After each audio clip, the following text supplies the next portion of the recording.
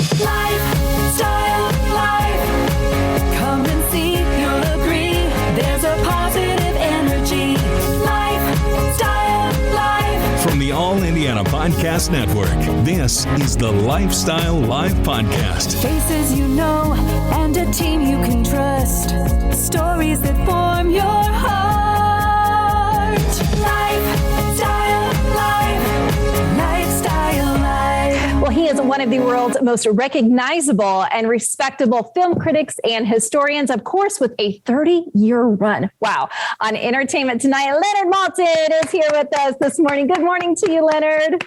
Thank you. That sounds like tumultuous applause. I'm going to just accept it as that. We're so happy to have you join us this morning, and you're doing something completely different. This is Leonard Maltin, Starstruck, My Unlikely Road to Hollywood. Tell us about this memoir, this book, Leonard, and what we can expect. I'm so excited to read it. Well, thank you. And well, it's my life story. I mean, yes. I didn't call it an autobiography because I don't go into, family details and things that I don't really think anybody would care about. But I did. I don't know, Leonard. You'd be surprised. I did have an interesting life that started sooner than most kids. Yes, very early, right? When I was 13 years old, I met Buster Keaton.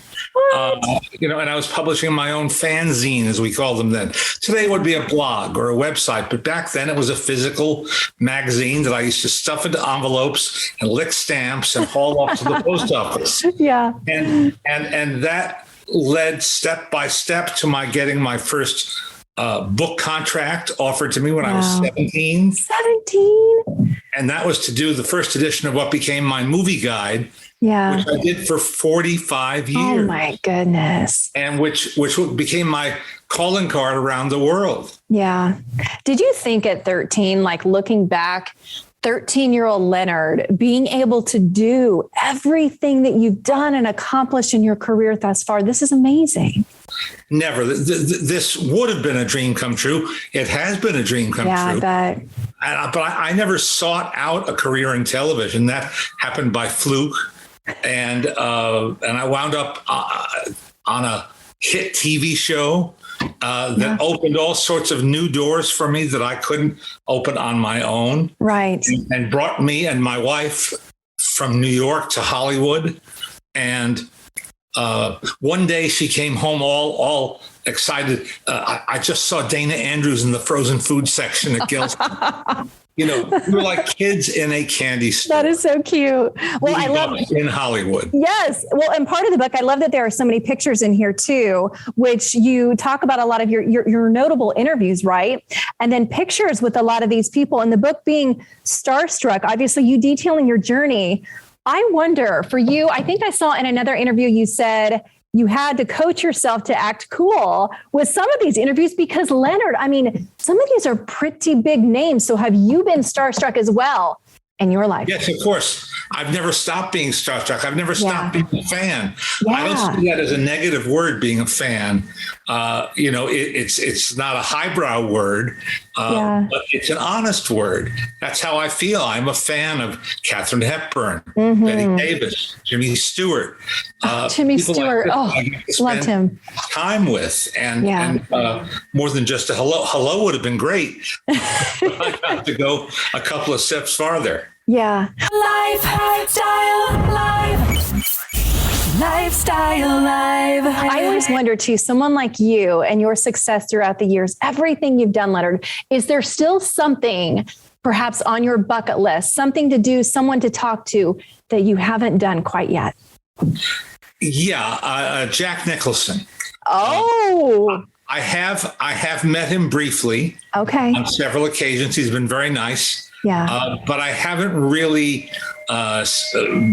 galvanized the nerve to approach him about doing a real sit-down interview of some length. Yeah, that would be a good one. That would be a good one. And I also love the fact that we're all about family here on Lifestyle Live, and you credit your wife with a lot of your success as well. Well, I better. That's a smart man right there, Leonard. Happy wife, happy life. We joke about it, but so we subscribe to that Yes. in this household, and it's true. It's just a plain, honest truth. Yeah.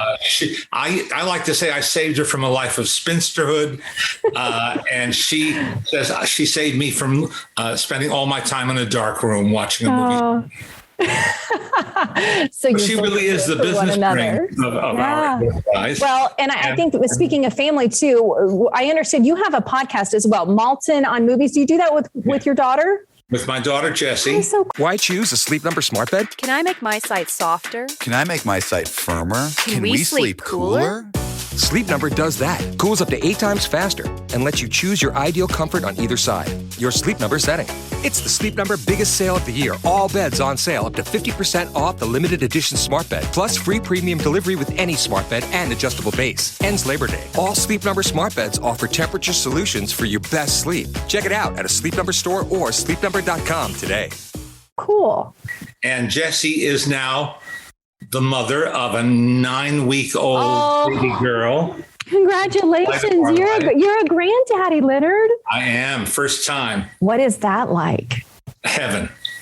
Oh, It's the only word for it. oh my goodness, you're going to bring me to tears. You know what? I tell my friends I have a new hobby, staring at my infant granddaughter. Isn't it the best? It is the absolute best. And we all live together under the same roof. And my goodness. I have lots of opportunity to spend quality time with my granddaughter, Daisy. Now, let me ask you this, because I'm just a mama. I have an 8-year-old and a 3-year-old, but I hear all the time that being a grandparent is even different than being a parent. It takes on a whole other level of love. Is that true? It's true. Even though we live together, it's still that you get all the pluses and very few of the minuses. We're not changing her diapers.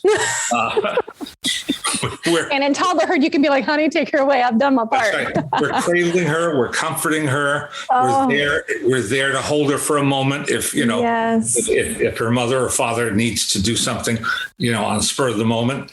And we love it. Yeah. Oh my goodness. I could talk about that forever, but I know we got to keep going. I want to ask you just a couple more questions and then we'll move on. I feel like this is something your boyhood dreams, Leonard, have come true. I saw you in that picture on the typewriter at 13 years old. I wonder for someone like you, who's been a part of so many things, I mean, the industry, man, it has changed and it is ever evolving and ever changing. How do you keep up with that? And how do you sort of change yourself to fit into it all, right? And to stay relevant? Well, you have to adapt. You have to adapt or die.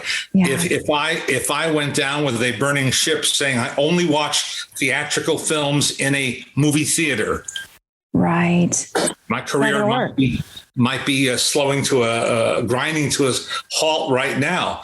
Yeah. During the pandemic, like lots of other people, I embraced television in a way I hadn't in recent years. I grew up a TV junkie when I was a kid, but now I've rediscovered television, and I've discovered for the first time how much quality entertainment is being produced for television by people of the highest caliber. Yeah.